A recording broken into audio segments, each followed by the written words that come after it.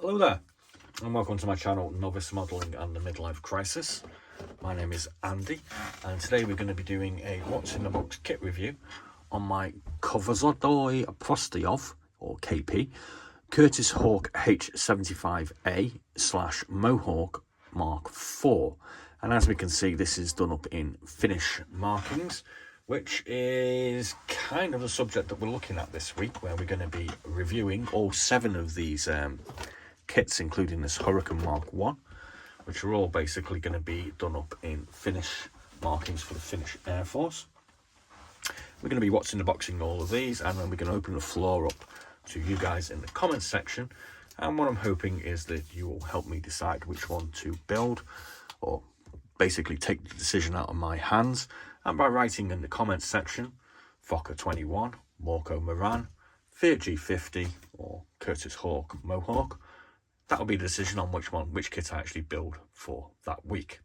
And then we're going to repeat this subject with a whole bunch of other small European air forces from the World War II era, and we'll just cycle through my massive collection of roughly 300 172 aircraft over the next 8 years until I've depleted them.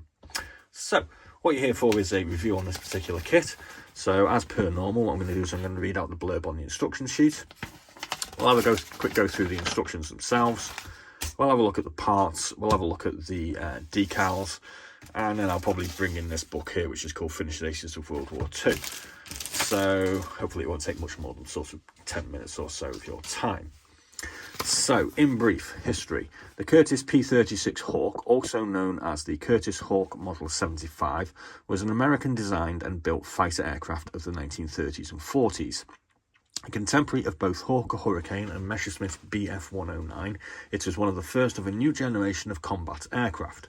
A sleek monoplane design, making extensive use of metal in its construction and powered by a powerful radial engine. Perhaps best known as the predecessor of the Curtis P-40 Warhawk, the P-36 saw little combat with the United States Army Air Forces during World War II. It was nevertheless the fighter used most extensively and successfully by the French Armée de l'Air during the Battle of France. The P-36 was also ordered by the governments of the Netherlands and Norway, but did not arrive in time to see action before both were occupied by Nazi Germany. The type was also manufactured under license in China for the Republic of China Air Force, as well as in British India for the Royal Air Force RAF and the Royal Indian Air Force RIAF. Axis and co-belligerent air forces also made significant use of captured P-36s. Following the fall of France and Norway in 1940, several dozen P-36s were seized by Germany and transferred to Finland. These aircraft saw extensive action with the Limovayant, that's the Air Force, against the Soviet Air Forces. The P-36 was also used by Vichy France Air Forces in several minor conflicts. In one of these, the Franco-Thai War of 1940 to 41, P-36s were used both sides. That's interesting. I'll have to get to one of those. From mid-1940, some P-36s en route for France and the Netherlands were diverted to Allied air forces in other parts of the world. The Hawks ordered by the Netherlands were diverted to the Dutch East Indies and later saw action against Japanese forces. French air orders were taken up by the British Commonwealth Air Forces and saw combat with both the South African Air Force against Italian forces in East Africa and with the RAF over Burma. Within the Commonwealth, the type was usually referred to as the Curtis Mohawk. There we go, that's where Mohawk comes from. With around 1,000 aircraft built by Curtis itself, the P-36 was a major commercial success for the company. It also became the basis not only for the P-40, but 2 other unsuccessful prototypes, the YP-37 and the XP-42. So let's have a quick nose at the instructions. And they're kind of basic, I suppose you could say. So we've got a diagram of our sprues here.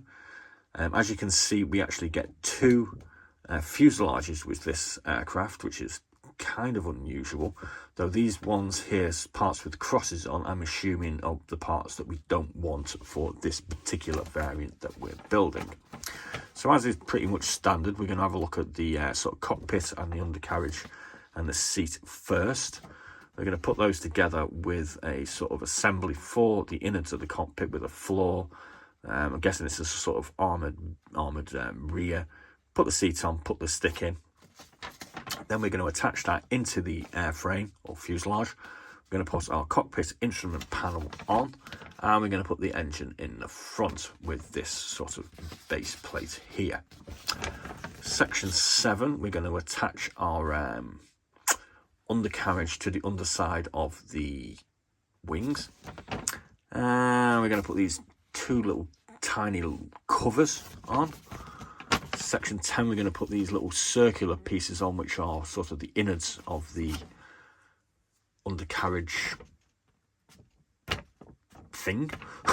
Sorry, sometimes words just disappear on my tongue. Then we're going to put the two wings, this front, the upper and the lower surfaces of the wings together. We're going to glue our fuselage together.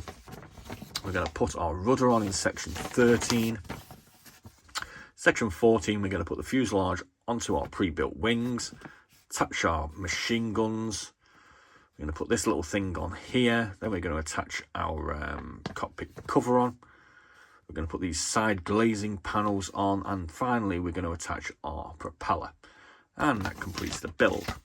So on the rear, as you can see, this comes with options for Finland, also comes with options for the Netherlands, East Indies 1941, and the RAF in India in 1943. And obviously we get a decal sheet that covers all three possibilities. This obviously is the Dutch one, Finnish and British India. We've got a little decal here, which I think is supposed to be Stalin, which goes here. That's kind of amusing. We have a instrument panel decal also, and a bunch of other bits and bobs. Looking at our parts, so this sprue here, as indicated in the instruction sheet, is the particular one that we want for our variant. It's got some quite nice fine recessed panel lines on it. We've got a whole bunch of very fine and not too intrusive rivets and what have you around the glazed section of the rear canopy and here on the wings. Got a couple of what look like little access panels as well. Got some detail on the rudder surface, tailplane surface there, sorry. This is our engine. It's got some detail on it. I've seen better, to be quite honest with you. Sorry, I've got that off camera. There's our engine. Got a bit of flash on it that needs removing. Not too sure what that part is there. I think there might be the covers for the undercarriage. Here we have our under section of the wing. Got a little bit of flash on it here. Again, we've got nice panel lines. A couple of little access hatches with some rivets. There's nice detail here on the ailerons. Nice detail again on the rudder surfaces. Bit of flash. All looks present and correct. It's not 100% perfect. Needs a little bit of attention with the file or a sanding stick. But I'm a novice. I can manage these things now, surely. These are going to be the two sections of the fuselage that we don't need, so we can chuck those into the spares box. This here is the floor of the cockpit, and as you can see, they bothered to put detail and some sort of rivets on that as well, which is kind of impressive. Seem to have a different option on the rudder, or is that the rudder? That's the actual rudder there. Got a propeller with sort of standard basic detail on it. That's going to be the sort of engine cover. We can see we've got a couple of machine gun holes here by the look of it. Pretty standard looking wheels. These are going to be engines for the alternate version, I'm kind of guessing. There's our cockpit instrument panel. Got some detail on there. There's our struts for our undercarriage. Yeah, I don't see too much wrong with that. We've got some detail on the innards as well of the airframe or fuselage. Yeah, I don't see any problems. It's got a bit of flash on it. We can take that off. I'm positive. This kit looks fine to me. So that's our little review done. As I said previously, we're going to be doing a what's in the box on all of these, and if you guys would be very, very kind and will drop a message in the comment section, that will help me pick which one we've got to do. Oh, I forgot. We've got the clear glaze sections here, which are pretty standard. They look fine also. I'm going to bring this book in here. I picked this one up. This is Finnish Aces of World War II. I've had a quick flick through it. I can't actually, off the top of my head, see the particular serial number for this aircraft in here, but I will have a better look at it, and we'll try and find who it was that flew this one for a later video if you decide to pick this one for the build. And we'll read a little bit more into it. Alternatively, I'll just have a flick through and we'll read off one of the other aces that was flying this particular mark. Like I said, we've got plenty of other videos available on our channel. Please do like and subscribe. We will also be having a little tipple of our Finnish Gustav Arctic vodka to help us with the building process. What else is going on the channel at the moment? We have 25 videos from my mate Mikey's amazing model barn collection, which is roughly 5,000 kits that he's planning to sell in the new year. So there might be an update later on if you want to have a buy of some of those. So they are mainly 135 kits. And there we go. That's it. 11 minutes and 7 seconds. Please do like and subscribe. Please do join me for a few more What's in the Box videos for the rest of these. And be seeing you.